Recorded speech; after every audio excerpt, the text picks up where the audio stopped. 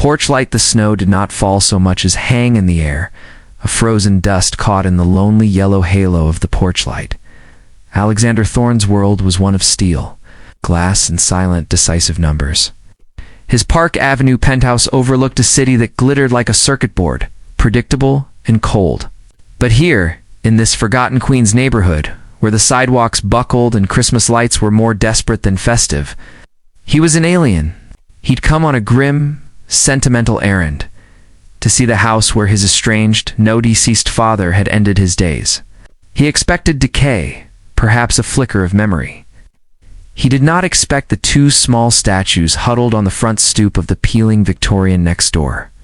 A woman and a child. They were barely moving. The woman, wrapped in a thin coat, several sizes too large, had her arms locked around a little girl, trying to become a shield against the cold. The child, maybe 5, was staring up at the single bulb above the neighbor's door as if it were a distant star. His Mercedes purred to a halt. He should drive on. He dealt in mergers, not mysteries. But the absolute stillness of them, a portrait of waiting against the deepening night, hooked into a part of him he'd thought boarded up. He killed the engine and stepped out. The crunch of his Oxfords on the icy gravel, unnaturally loud. The woman flinched, her head turning slowly. In the stark light, her face was all just sharp cheekbones, wide eyes that held a history of recent storms. But it was the girl's face that undid him. Round, pale, with a smattering of freckles across her nose, and an expression of such profound, trusting worry it felt like a physical blow. "Are you lost?" Alexander asked, his CEO voice softening despite itself. The woman's voice was a frayed thread. "No, we're waiting in this. It's 15 degrees. Before she could answer, the little girl's eyes, the color of summer sage, found his. "Mommy says we have to be quiet so the new landlord doesn't see." Then the worry burst out in a whispered rush. "Mr. Mommy, will Santa know where we live now?" The question hung in the air, more devastating than any sob. The mother of Ellen, he would learn, closed her eyes, a single tear tracing a path through the cold. "Hush, Chloe. Of course he will." But Chloe was unconvinced, her small logic impeccable. "But we just moved yesterday, and the house is small, and our old house had a chimney. This one doesn't." Her lower lip trembled. "How will he find us if there's no chimney?" Alexander's gut tightened. He looked at Evelyn, a silent question. Her shoulders slumped, the last of her pride dissolving. "We were evicted. Our things are in storage. This is my cousin's place. She said we could stay, but she's not back from her shift yet, and I lost the key." The admission was a surrender. I didn't want her to know. I was hoping she'd just come home. They'd been standing there for over an hour, he realized. A mother and her daughter turned into phantoms on a doorstep, fearing visibility more than the cold. "You'll freeze," he stated. The absurdity of the situation clashing with the brutal reality. The executive in him assessed, crisis, immediate action required. The man felt something else, a deep, unsettling ache. "My car. Please, get in. We'll find a diner, get warm." Evelyn shook her head, instinctive distrust flashing. "We don't need, Mommy. I'm so cold," Chloe whispered. And that tiny confession broke the stalemate. Minutes later, they were in the back seat of the Mercedes, the heater blowing life back into their small frames. Over terrible coffee and greasy fries at a nearby 24-hour diner, the story trickled out. Evelyn, a freelance graphic designer whose biggest client, vanished. Then the medical bills for Chloe's asthma, the perfect spiral of misfortune.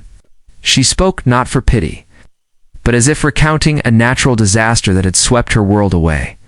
Alexander found himself talking to, not about boardrooms, but about his own childhood Christmases in a cold, silent mansion where gifts were obligations, and the only magic was the absence of his father's criticism. He told them about coming to see the house his father died in, a man he'd not spoken to in a decade. "I thought I'd feel something. Anger, regret, but it's just empty, like a closed account." Chloe, revived by warmth and a plate of pancakes, listened solemnly. "Maybe your daddy was just bad at finding chimneys, too, she offered. A laugh, raw and unexpected, burst from Alexander. It felt foreign. He looked at Evelyn and saw not just her beauty, worn thin by worry, but her fierce resilience. He saw the love that kept her back straight even in defeat. And he saw a future he didn't know he was starving for. An idea reckless and immense formed. He couldn't let them go back to a precarious doorstep. He owned a boutique hotel in the city, currently half empty for renovations. There was a sweet, safe, warm. He presented it not as charity, but as a logistical solution. A temporary bridge, he called it. While you find your footing? The war in Evelyn's eyes was epic. But for Chloe, she relented. The suite was palatial. Chloe's gasp at the city lights sprawling below was a sound Alexander knew he'd cherish.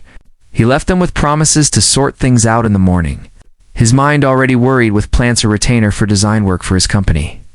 A proper apartment, a Christmas with a real chimney. He walked back to his empty penthouse. But it felt different. For the first time in years, his heart felt full, purpose-driven. He was the hero of the story, and the twist was his own redemption. The next evening, buoyant, he returned to the hotel with bags of groceries, a stuffed reindeer for Chloe, and a hope he dared to name. He knocked on the suite door. It was opened by a uniformed maid, her expression polite and vacant. "Can I help you, sir?" "The guests in this suite? The woman and the little girl," Alexander said, a sliver of ice forming in his veins. The maid looked puzzled. "They checked out early this morning, sir." "That's impossible.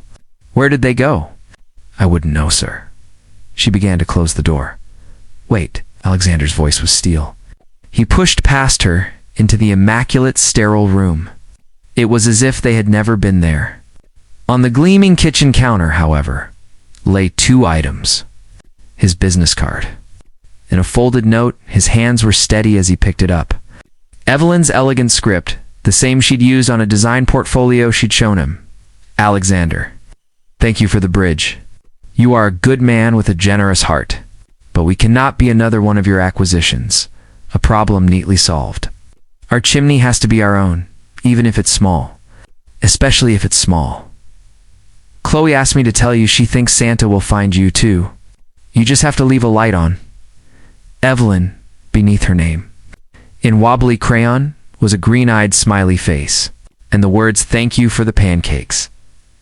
Alexander stood in the silent, empty suite, the note trembling in his hand. The twist was not in their disappearance, but in the devastating understanding that now pierced him. He had found them, only to realize they were the ones who had truly found him, showing him a glimpse of a love built on something real, something he could not buy or manage. And now, they were gone, leaving him standing in the breathtaking, heartbreaking silence of his perfectly arranged, chimneyless world. With only a crayon drawing and the unbearable knowledge of what he had just let walk away,